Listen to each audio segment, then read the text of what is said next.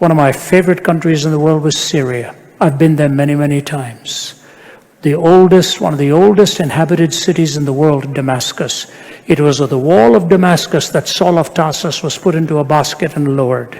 Nobody knew that right then he was going to write 1/3 of the New Testament on that Damascus road, that tremendous transformation that took place in the house of Ananias out there. About 5-6 years ago, I was in Damascus. And every time I arrived, the chief of intelligence would always have me over to the office and to be flanked by the military brass.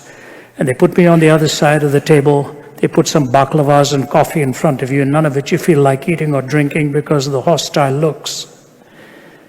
And then he looked at me and he said, Mrs. Zacharias, you know, you're always welcome in our country. Thank you for coming.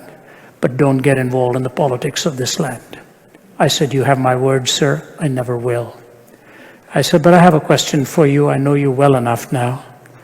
Tell me, what is the future of this part of the world? This was before ISIS.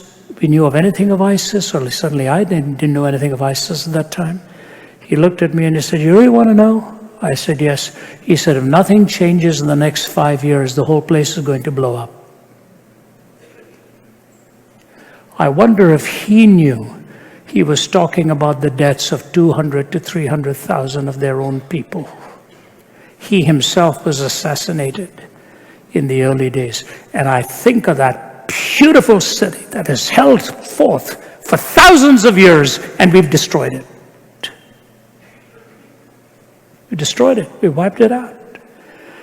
You see, if violence is absolutized, we only find ways of hurting. We find very few ways of solving problems. And now we enter into this 21st century, and the heavens knows what really waits us for the future. A stridency of willing to live with its ramification. But just think of our own culture here. One of the fundamental mistakes we make in America today is that we actually think the truth matters. We think people really worry about the truth. I wish that were true. If you listen to the media and all the distortions and all that goes on, you say to yourself, do you really want the people to know the truth?